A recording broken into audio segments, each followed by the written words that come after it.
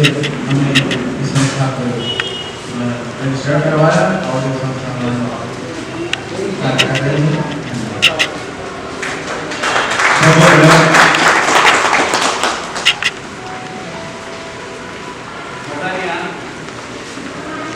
इसे मजा नहीं आया ना? मुमकिन क्या कोई नहीं बता बताएंगे सर? देखिए क्या मन के विचार कहाँ जा रहा है? इस संस्था क्यों खोली? हाँ बिल्कुल सर, मन के विचार दिए सर, वाकई में संस्था क्यों खोली है?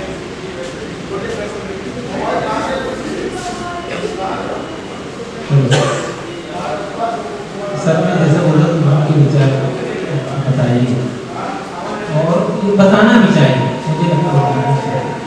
मेरी संस्था का नाम है मयूर मेमोरियल ट्रस्ट।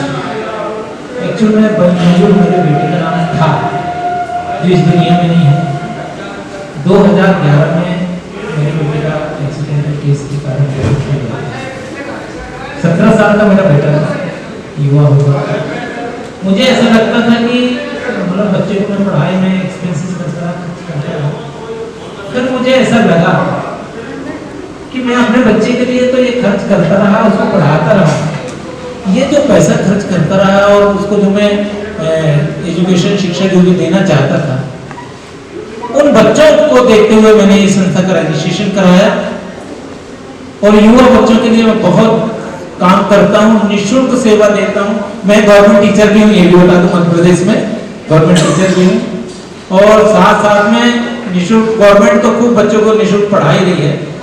मैं संस्था के माध्यम से जो भी कोचिंग रहता है, जो भी सुविधाएं रहती है बच्चों को देने की, बहुत प्रयास करता हूँ और निःशुल्क सेवा देता हूँ। उसके बाद मुझे लगा एक दुखद घटना मेरे साथ और साथ में हुई कि मेरी वाइफ बहुत डिप्रेशन में चली गई। बच्चे का ऐसा हादसा होने के कारण मैंने बोला महिला सशक्तिकरण के लिए भी काम करना चाहिए। मैं 2 विषयों पर बहुत काम करता हूँ। हर 29 जनवरी को, चूंकि मेरे बेटे का एक जन्मदिन रहता है, 2012 से अभी तक सिर्फ 2 साल कोविड के छोड़ के 2012 से 29 जनवरी को बहुत बड़ा कार्यक्रम करता हूँ मैं। और मेरे कार्यक्रमों में मंत्री संतरी सब आ चुके हैं, ये भी बता दूँ आपको।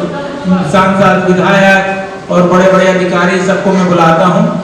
कम से कम 20 से 25 स्कूल के बच्चों को बुलाता हूं, जो बच्चे बहुत अच्छा पढ़ते हैं, मोटिवेशन करने के लिए उनको जो भी मेरे से योगदान बनता है मैं कार्यक्रम करता हूं और बच्चों को सम्मानित करता हूं। कम से कम 200 बच्चे प्रति वर्ष मैं उन बच्चों को सम्मानित करता हूं।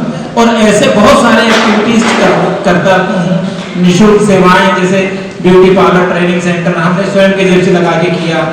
हमने महिलाओं के लिए सिलाई कढ़ाई के स्वयं के जेब से लगा के, बच्चों के लिए कोचिंग स्वयं पढ़ाता भी हूँ।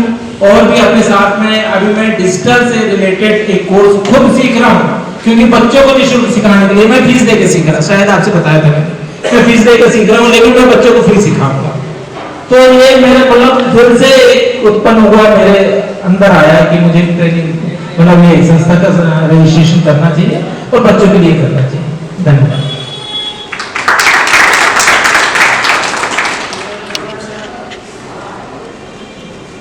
सर दिल वाली बात बताइए। बिल्कुल सर, दिल की बात बताइए। आप सभी ने बहुत अच्छा बताया और दिल से बताया। आप सबको बहुत खुशी हुई आपके सबके विचार सुन के, सभी बहुत अच्छे लोग आए हुए हैं। तो जो मेरे दिल की बात है मैं बताने जा रहा हूँ। जैसे कि सर ने बताया, सर के जीवन में एक अनहोनी हुई। जो अनहोनी होती है, जाहिर सी बातों से हम पसंद नहीं करते, उसे हम कहेंगे अशुभ हुआ। ठीक है सर, कि यहाँ पे कोई ऐसा इंसान है जो अशुभ चाहता हूँ? बताइए, सभी शुभ चाहते हैं। अपनी जिंदगी में सब शुभ ही शुभ चाहते हैं। तो गणेश जी की प्रतिमा आपने देखी होगी, वहां पे क्या लिखा था? शुभ के साथ लाभ लिखा होता। ठीक है, शुभ लाभ।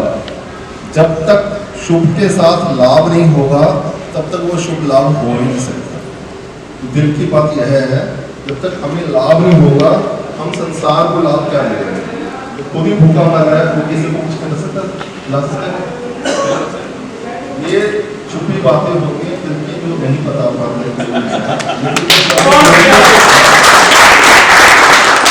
बोलना चाहिए तभी कामयाब हो। इतनी दूर दूर से अगर आए हो क्या वो शूट के लिए नहीं आया? बताइए, शूटिंग के लिए आया ना, तो पीछे का छुपा हुआ शूट के साथ लाभ, तो सर लाभ के लिए थोड़ा ही बहुत लाभ के लिए मैंने शुरू किया, ये मेरा टारगेट है। बहुत बढ़िया। मैं जिस जवाब को ढूंढ रहा था ना, वो जवाब अब आके मिला मुझे। बीइंग प्रैक्टिकल सर, बिल्कुल। नमस्ते सर, मुझे मौका मिला आपसे बात करने का। तो हर इंसान में एक अच्छा दिन होता है और हर कोई अपने हिसाब से चैरिटी करता है। तो लगभग 20 साल से मैं इस फील्ड में हूँ। 95 और 91 से हम लोग अलग अलग संस्था के माध्यम से कुछ दे रहे। अभी रिटायरमेंट को मुझे 3 साल बाद मिले और मेरी क्या कहते दो की बिल्डिंग है जिसमें 20 कमरे हैं। मैं ये चाहता था कि डोनेशन के साथ अभी तक तो पेंशन नहीं था, मेरा कुछ लग रहा है पेंशन चालू होगा, तो कुछ एक अर्निंग सोर्स क्यों ना किया जाए, एक चैरिटी भी बने, एक अर्निंग सोर्स भी बने और तो पेंशन के कुछ पैसे मिलते हैं तो ये मिलते रहे। तो ये जो बिल्डिंग है, तो मैं खुद मास्टर्स इन सेफ्टी मैनेजमेंट में मेरा मास्टर्स की है। उसके बाद इंडस्ट्रियल में एडवांस डिप्लोमा में कर चुका हूँ। आप जानते होंगे कि रोड सेफ्टी कितनी जरूरी है, तो मैं चाहता हूँ कि हर स्कूल में जाकर रोड सेफ्टी, होम सेफ्टी इसके बारे में बच्चों को बताएं। बहुत हादसे हो जाते हैं जिनमें हम अपने प्रियजन खो देते हैं, तो ये अच्छा भी काम करूँ और मुझे कुछ अर्निंग सोर्स भी बढ़े। इसलिए मैं चाहता हूँ कि जो बिल्डिंग है वो में सेफ्टी, होम सेफ्टी होगी, रोड सेफ्टी होगी, इंडस्ट्रियल सेफ्टी होगी, इसके लिए मैं काम करना चाहता हूँ। धन्यवाद।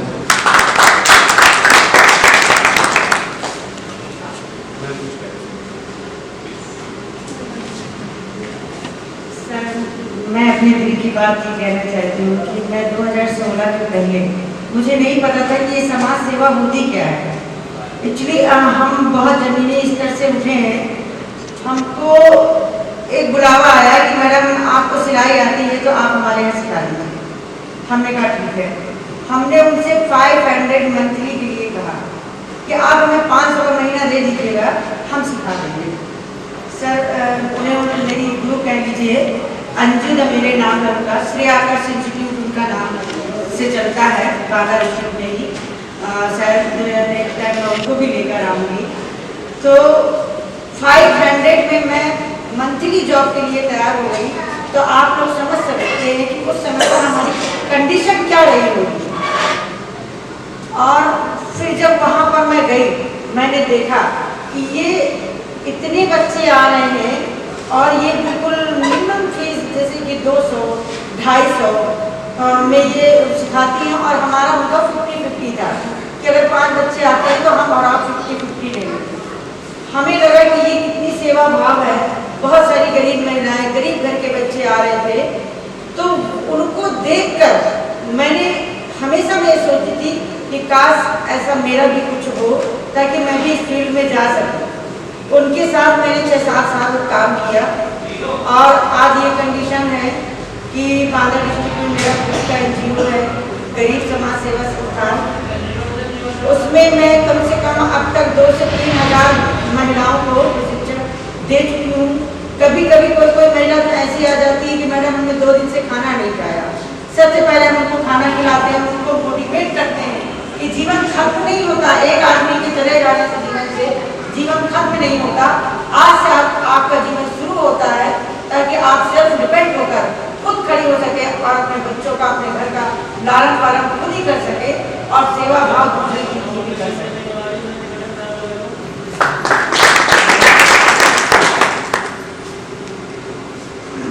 सभी ने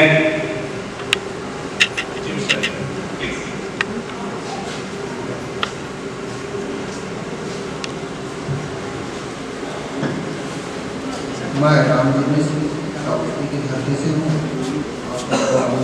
बताया था मैं एक साधारण पौरोहित्य कर्म करने वाले परिवार से हूँ। हमारे स्वर्गीय दादाजी बचपन में मेरी उंगली पकड़ करके और क्षेत्र में लेकर बताया कि बेटा ये अपना सनातन संस्कृति को मानने वाला परिवार है और इनके अपना पूजा पाठ का दान करके हमारे पूर्वजों की जीविका चलती है। जब मैं बड़ा हुआ, विद्यालय में सांस्कृतिक सामाजिक कार्यक्रमों में हमने प्रतिभाग किया। 2013 में छोटे स्तर पर ही नेहरू युवा केंद्र संगठन के वॉलंटियर के रूप में मेरा चयन है। 2 वर्ष तक हमने युवा प्रतिभा को निखारने के लिए काम किया श्रावस्ती में। फिर मुझे लगा कि और आगे बढ़ने के लिए राष्ट्रीय स्वयंसेवक संघ के प्रशिक्षण सत्र में हमने प्रतिभाग किया। 27 दिन की कठोर तपस्या साधना की। फिर हमने सोचा कि एक छत्र छाया अपनी होनी चाहिए, एक अपना ऑर्गेनाइजेशन होना चाहिए। फिर 2016-17 में डॉक्टर सर्वपल्ली राधाकृष्णन जी के नाम से अपने संगठन की नींव रखी। और जहाँ तक मेरे मन की बात है, आदरणीय बंधुओं बहनों, तो जब हमने अपने कार्यक्रम की शुरुआत की तो राधाकृष्णन जी के नाम से संगठन था। मैं विद्यालयों में गया, बच्चों का स्वास्थ्य जांच शिविर, शैक्षिक गोष्ठी का शुभारंभ किया। मेरे पास सूक्ष्म संसाधन थे और विशेष कार्यक्रम करने के लिए फंड या समाज का बहुत ज़्यादा सपोर्ट सहयोग भी नहीं होता था। लेकिन जो मेरा अनुभव है सर, हमने एक टीन सेट के नीचे बैठकर 2-3 कुर्सी रख करके शुरुआत की अपने संगठन की। और आज आप सभी के आशीर्वाद से 2-3 महीने में ही अपने संगठन के कार्यों से प्रभावित होकर के एक सज्जन बंधु ने, जो हमारे स्वर्गीय दादाजी के अभिमान थे, उन्होंने कहा कि आपको निजी बिल्डिंग हम डोनेट करेंगे, दान करेंगे जी। और जो अपनी सांगठनिक प्रार्थना होती है उसमें यह है कि हम ना सोचें हमें क्या मिला है, हम ये सोचें किया क्या है अर्पण। तो माननीय एस के यादव सर का हमें स्नेह आशीर्वाद प्राप्त होता रहा। और अभी जैसा कि हमने आप लोगों को बताया था कि तथागत भगवान बुद्ध ने 6 वर्षावास गुरुद्वारा महाविहार का व्यतीत किया था।